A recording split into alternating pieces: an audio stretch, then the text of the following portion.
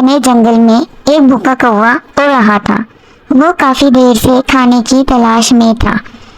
کافی دیر بعد وہ ایک درخت پر بیٹھا اور اس نے نیچے دیکھا تو ایک خاتون کھانا کھا رہی تھی۔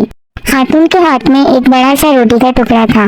کوے کی نظر روٹی پر پڑی اور وہ فوراً نیچے اترا اور تیزی سے خاتون کے ہاتھ سے روٹی کا ٹکڑا چرا کر اڑ گیا۔ کوا خوشی خوشی اڑ کر درخت پر بیٹھا اور روٹی کھانے کی تیاری کرنے لگا۔ اتنے میں ایک چلاک لومڑی کا وہاں سے گزر ہوا۔ اس نے کوے کے منہ میں روٹی دیکھی اور سوچا یہ روٹی مجھے ملنی چاہیے۔ پھر لومڑی نے ایک چال چلی اور کوے کی طرف دیکھتے ہوئے کہا، ارے واہ، تم تو بہت خوبصورت ہو، تمہارے پروں کی چمک تو دیکھو۔ تمہارے پروں کی چمک دیکھ کر لگتا ہے کہ تم جنگل میں سب سے حسین پرندے ہو۔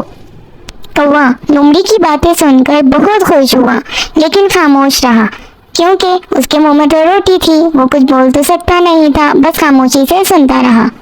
لومڑی نے سوچا، ارے یہ تو کچھ بول ہی نہیں رہا، لگتا ہے تھوڑی اور اس کی تعریف کرنی پڑے گی۔ لومڑی نے اپنی چال جاری رکھی اور کہا، تمہاری آواز بھی بہت پیاری ہے، اگر تم ایک بار گانا گا دو تو میرا دل خوش ہو جائے گا۔ پھر کوا تو آخر کوا ٹھہرا۔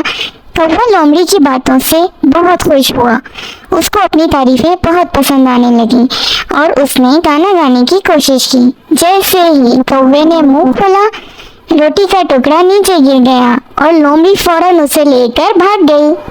کوا اسے دیکھتا رہ گیا۔ لومڑی جاتے ہوئے بولی، تعریفوں پہ مت جاؤ، ہمیشہ ہوشیار رہو۔ کوے کو احساس ہوا کہ ہاں، لومڑی تو صحیح کہہ رہی ہے، مجھے اس کی باتوں میں نہیں آنا چاہیے تھا، لیکن اب کیا فائدہ، لومڑی تو روٹی لے کر بھاگ گئی۔